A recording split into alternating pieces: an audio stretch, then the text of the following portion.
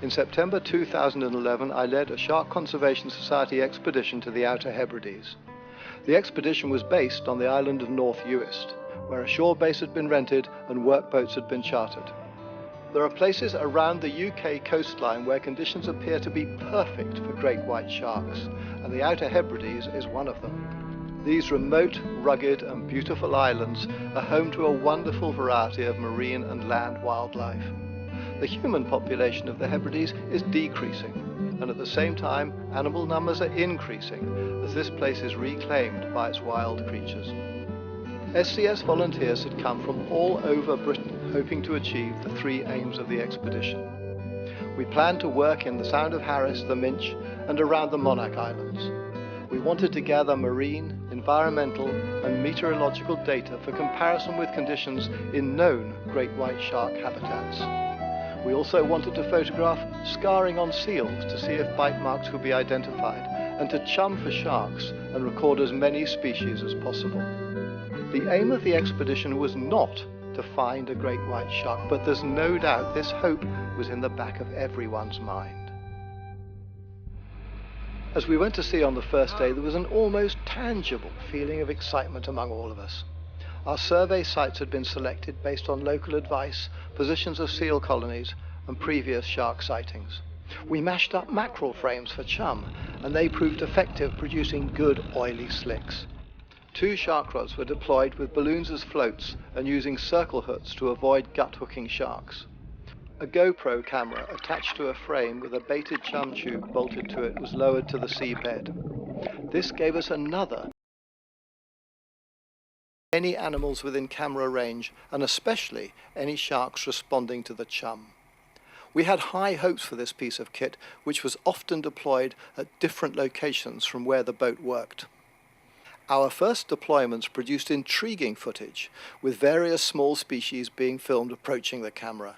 There was no doubt that any sharks or rays would be captured on film and would be readily identifiable. The skipper called early every morning for a weather discussion.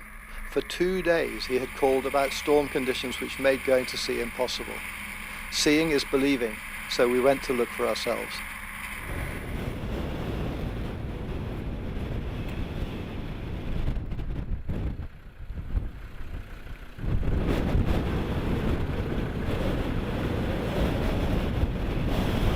My worst nightmare on this trip was going to be leaden grey skies and high winds, and what I've got is leaden grey skies and high winds. We've lost 2 days, and I hope tomorrow we can get back to work. We've only got a 14-day period in which to do the work, and we've been lucky so far. Three good days' work, 3 out of 3, but our luck had to break, and it's certainly broken at the moment. In the last 15-16 years, I've investigated nearly 90 claimed encounters with great white sharks.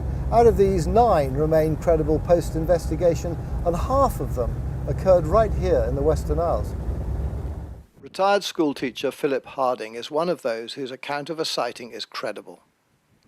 Philip is a committed and observant naturalist who impressed me with his eye for details when observing wild animals. He has no doubt about what he saw. 2005, Wednesday, 27th of July, beautiful sunny day, great water clarity. I was fishing with a colleague from school and his 2 teenage children who were on board. We were fishing for pollock, trolling for pollock, just the length of the shore, about 2 miles south of Loch Eport. I just cut the engine to set up a jigging rod for mackerel, standing at the stand looking out, and I saw a large fish come up almost vertically, probably 50-60 feet of water. Showed me his whole white belly, levelled off, came in very tight at the stern. I, for a split second, thought we had an orca beside us. The dark top and the white belly, the white underneath, but particularly the bulk at the dorsal fin. But as he came alongside, he lay just very close to the boat, just off the boat. I could see that it wasn't an orca, mouth closed, no doubt in my mind, a great white shark. Many of the claimed great white sightings I have investigated turn out to be basking sharks. Philip is not an experienced shark observer, so was his sighting a misidentification? I'm sure it wasn't a basking shark. I'm positive it wasn't a basking shark because I'm very familiar with basking sharks. The anatomy is totally different. I went out, in fact, just to put my own mind at ease the following day to see a dead basking shark.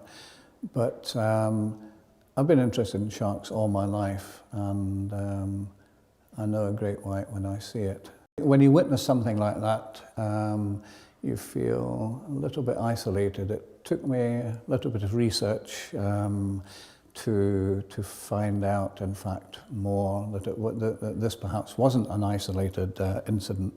But just 3 days ago, it came to my ears, and it's a reminder that this shark expedition is raising the awareness in people's minds. A fisherman from Cowes Flodder corroborated my story by telling his brother that he had seen a great white at the same time, at the same location, at the back of Ayr. So I'm really very pleased by that piece of information. Donald MacDonald's brother recently passed away. However, Donald clearly remembers his description of the shark, which corroborates Philip Harding's story. Well, when I'd heard what Philip Harding had seen out of the back of Rona and Avo, it reminded me of what my brother had told me about what he'd seen in the same area as well. And he was going down to the Sound of Harris one day from Benbecula. There was a slight chop from the northeast, just 3 or 4 breeze, force 3 or 4, and he was making his way down towards the Sound of Harris, and he was bailing his boat. And when you bail the boat, there's a sleek that comes out of the pump as you go along, as you do it. And suddenly he looked behind him and he saw this shark coming up behind him. And he was quite adamant. He was quite clear that it was unlike a basking shark or anything else he'd seen before. And just as it was going under, he just thought to himself it was a great white shark. And it just dived underneath the boat, and he didn't see it again after that. That was the only sighting he made of it.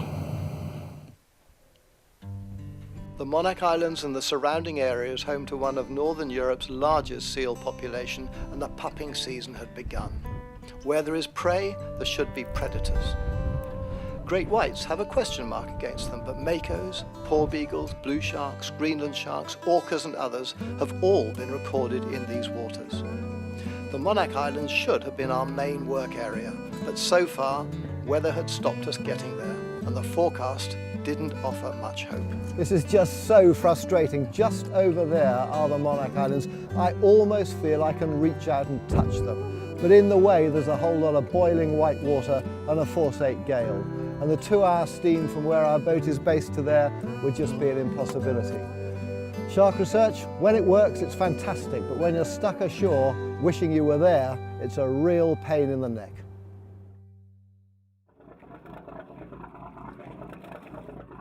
A few more days of enforced shore time and we were back at sea, but with only 3 days left. The weather still wouldn't let us get out to the Monach Islands, so we chummed for sharks and collected our data in the Minch and the Sound of Harris. These sites were on our list, but they were all we achieved, while our main work area, the Monach Islands, remained tantalizingly close, but stayed beyond our reach. We weren't catching sharks of any species, and weren't seeing them in our chum slick. We hoped that our seabed camera with its bait tube might have attracted shark visitors, but sadly the footage was as devoid of sharks as our surface observation. Even frustrated fast forwarding through the hours of footage didn't produce anything. We hadn't come specifically looking for great whites.